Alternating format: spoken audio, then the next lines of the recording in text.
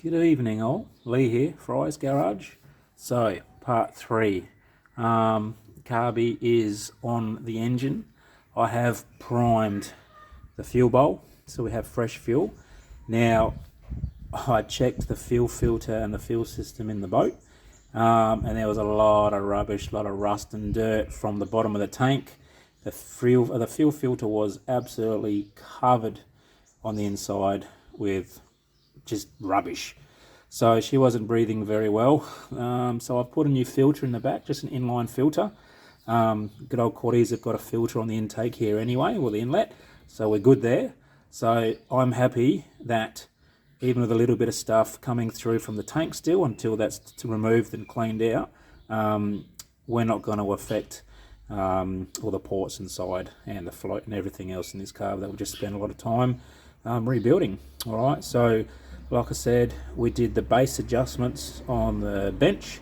So I've got the throttle lever at absolute minimum with the idle stop screw, because we want to adjust the carby at lowest RPM possible, especially when we're running what's called a dog clutch. Okay, so this is just a 3-tooth coupler, and it uses a lever on or off.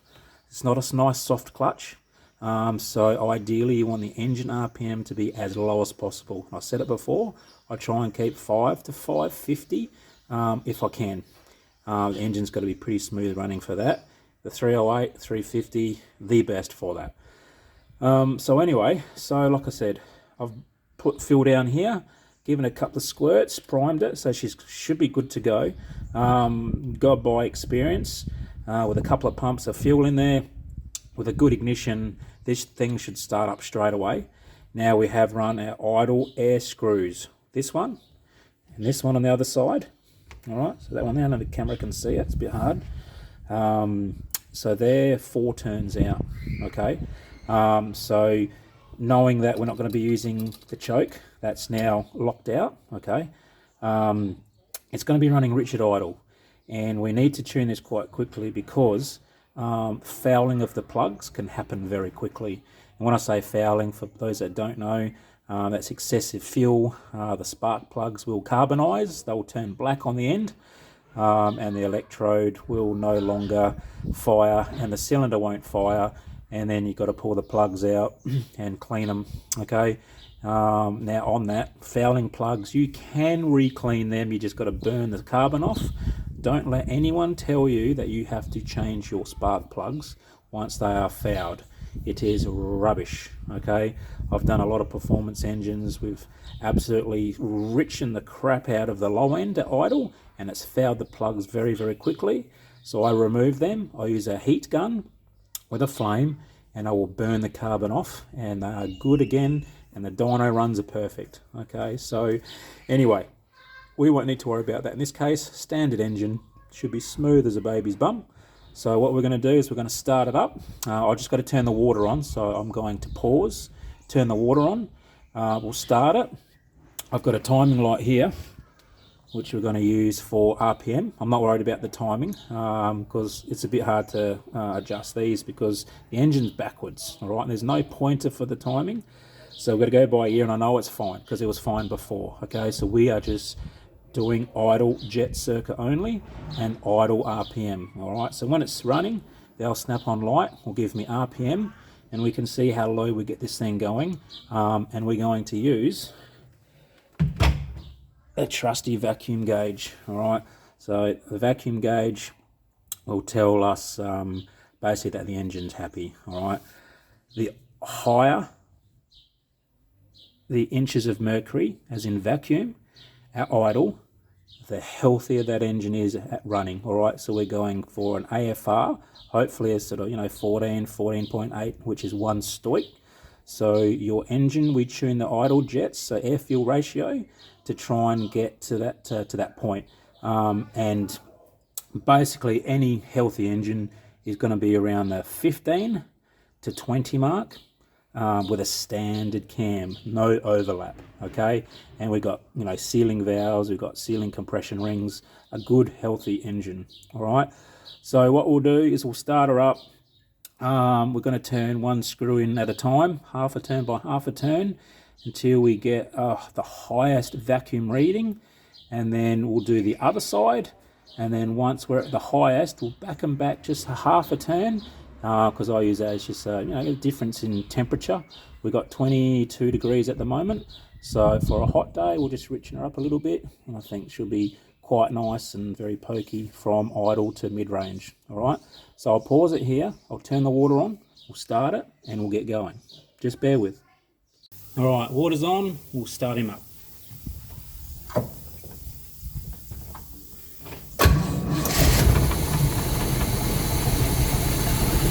Well, it starts, that's a good thing.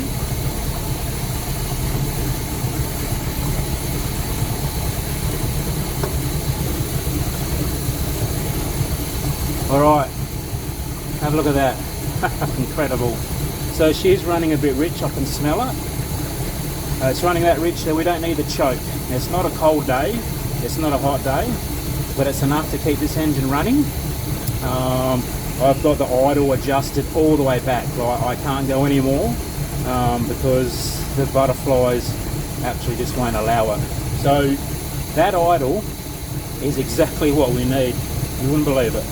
So 500 maximum 600 RPM. So we'll get a nasty dog clutch noise when we engage, sort of like a crunk. So we don't want that. We want a nice smoother clunk. Big clunks bad, little clunks good. All right, so we'll turn in, we'll go the left screw for now. So let's watch this vacuum gauge. Watch it very carefully. So what do we got anyway? So we have, let it settle. We have about, it's at 15 inches of mercury, very bouncy, which tells me she's running rich, or we have a sealing issue with a valve or something like that, but I know that's not the case. So what we'll do is we'll just turn the idle screw in half a turn at a time. No more, no less, half a turn, and we've got to make sure we remember where we're at, all right? So let's do that and see. She's a bit bouncy, I know, I'm sorry. There's a bit of vibration through the boat. So half a turn in, here we go. Half a turn, hasn't made any difference. So we'll go another half a turn.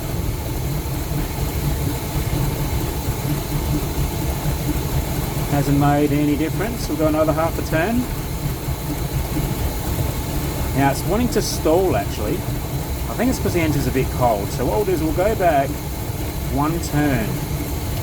So where the idle stabilises. And we'll do the other side now. So we'll go in half a turn.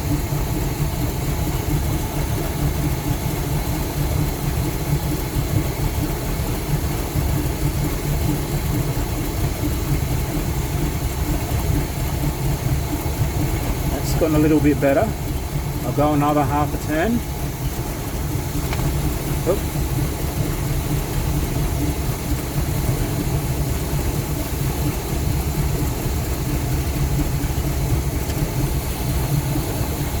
Okay, it's gotten a little bit better, but it's still a bit bouncy.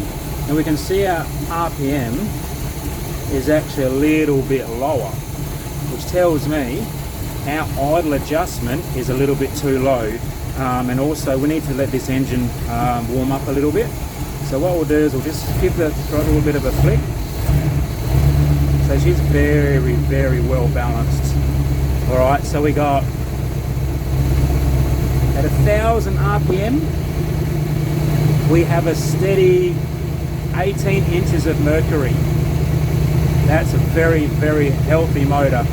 Alright, so what we'll do is we'll just let it warm up for a couple minutes. I'll pause it, I'll warm it up, and we'll see what the idle circuit does then.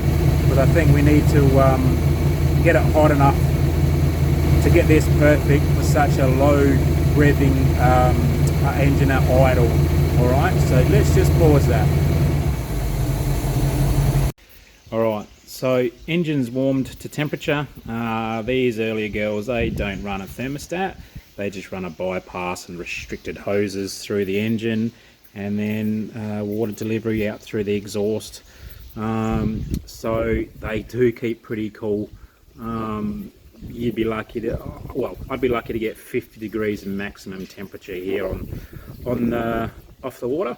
But that's fine. So we want to simulate the tuning for what it's going to be in the water anyway. All right. So anyway, let's go. We'll start her up. We will tune left side. Oh, we see it there. So go the left idle jet, and then we'll proceed over to the right idle jet, which is that one there.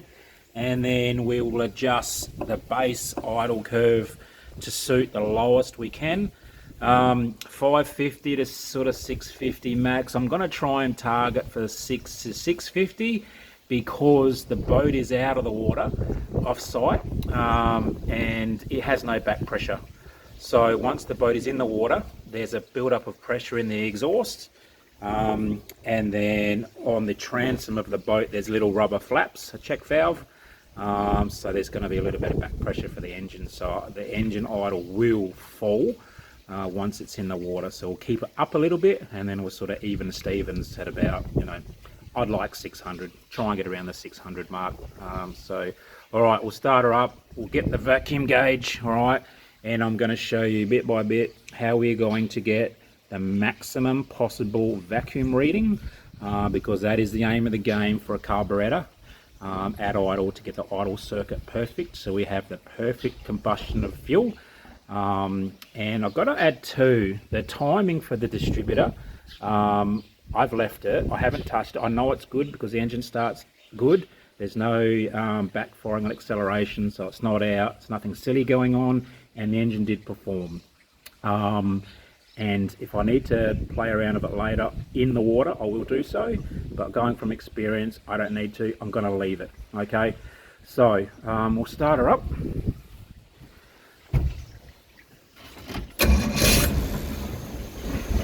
Oh, look at that, she starts quite quickly by itself, which is a good sign. We have an idle at the moment, and you can see that, about 350 to 440. That's a healthy engine, guys. That's really, really healthy engine. So just get it up again. Let's get the carburetor just stabilized in the idle circuit. So we'll let it idle now. There we go. The water's running through it from the hose, so we're not going to overheat. So if we have a look there, look, the phone and the tacho, it is awkward to see. I might just change it. There we go. Oh. Look at about 430 at the moment. Way too low. All right, and I know it's running rich. So what we'll do, I'm going to look at the vacuum gauge now. All right. So we can see we've got about erratically 13.5 to 15 inches of mercury or vacuum. I'm going to screw the valve, the idle valve screw, in half a turn. I always go in half a turn increments. So let's see what happens when I start going in. We should start to get a bit more of a stabilized vacuum.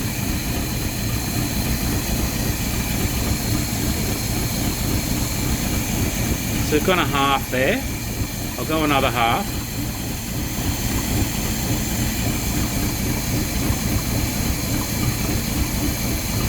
Starting to get a little bit more to the 15 mark.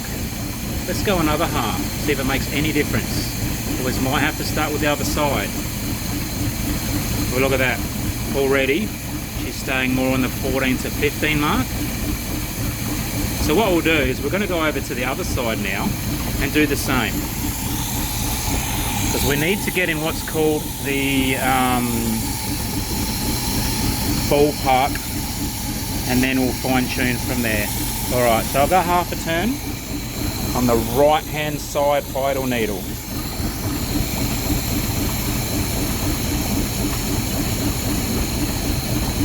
Half a turn. just liking that. So we'll go a little bit more. Remember, target is the maximum vacuum possible that this engine can create at idle.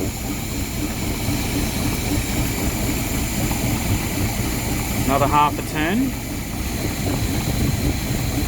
We are hanging more into the 15 inches of mercury now. Alright, so we did 1.5 turns on the left. We've just done 1 turn on the right. Let's see what happens when I go another half.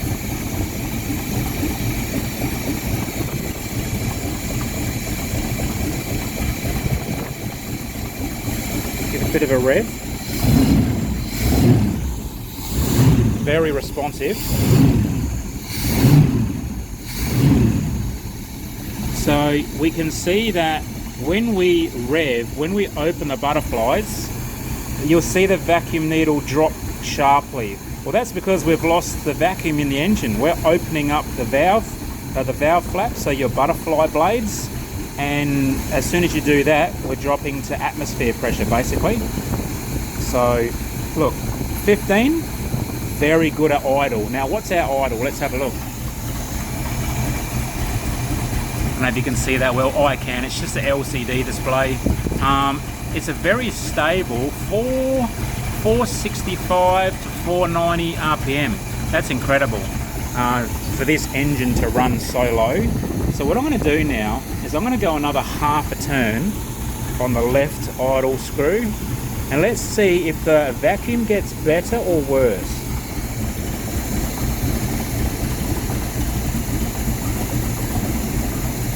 No, she's getting worse because the engine is becoming a bit more erratic, as you can see, and the idle is starting to drop in RPM. So let's go back half a turn. Well, I think that's the best we're going to get. So we've come out 4 turns. I've gone in 1.5 turns in, so we're leaning the mixture. The vacuum below 500 RPM is quite a constant 15, which is really good. So what we'll do, let's bump up the engine idle via the throttle plate to, let's go for 600, and let's see what happens there. See what readings we get. So we'll go half a turn on the throttle blade. Now we can't go too far on the throttle blade because what happens is when the butterflies inside the main body go too far past the idle transition circuit, it starts relying on the medium circuit. So the idle air screws that we're adjusting now have no influence whatsoever. So we need to be careful. And I'll show you how we can test that after. Because if you screw the idle screws in all the way, they do absolutely nothing, which means that you are off that circuit now and onto the medium circuit. Alright, so I've just adjusted the screw. We are now approximately 600, 610, and it's running so nicely. Got quite a constant, just a bees under 17 inches of mercury. Now what I'll do is I'm going to close the left idle screw, adjusting screw all the way. Let's see if it makes any difference, because if the engine RPM does not change, then that means we have adjusted the throttle blades by the idle screw too much. So we have gone past the idle circuit. So let's go. So we'll go half, 1, 1.5, and the engine's starting to die. So we know that we have not gone too far on the idle adjusting screw, which is here, which changes the position of your throttle blades. Okay, so what we'll do is I'm really happy with that base idle, which is around the, look, it's bouncing, because it's a digital meter as well, and very, very responsive. It's bouncing between 600 and 630. That's good. So what we'll do is we'll go back to the idle set screw and we'll see if we can just get any more out of that vacuum. I don't think we will, but let's just try. So let's go half a turn in.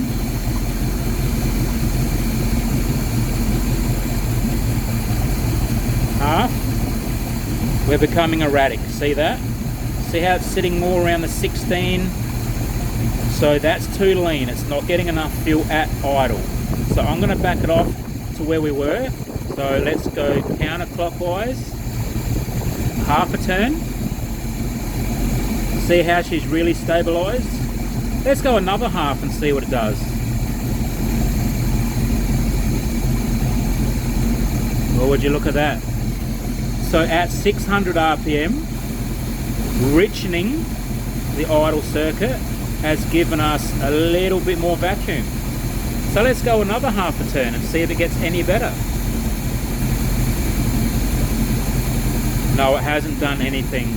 So that is our best position for the left side. So I'm going to come back to where we were. So half a turn clockwise. And our vacuum is around 17. And for a standard cam on most petroleum run engines, you're going to have 17 at idle. It's pretty normal. 17 to 19. And look at how responsive it is. It's really good. Alright, so I'm happy with the left side. It's quite stable. So let's do the right side and just make sure we're good there. Alright, we'll just come around the other side. It's a bit awkward, unfortunately.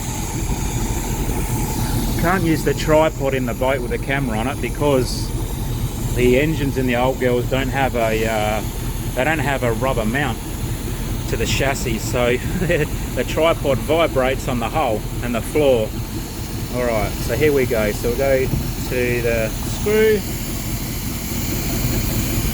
Might just bring the gauge over here. Alright, here we go.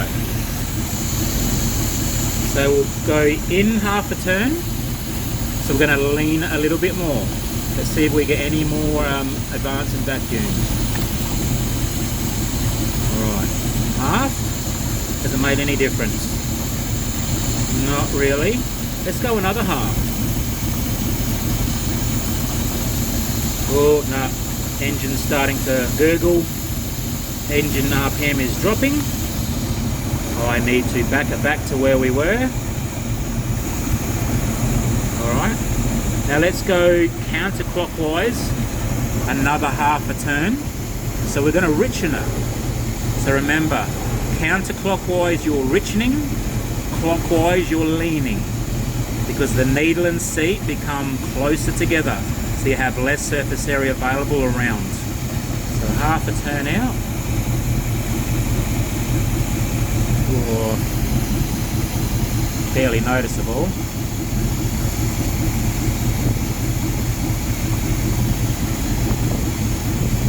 Okay.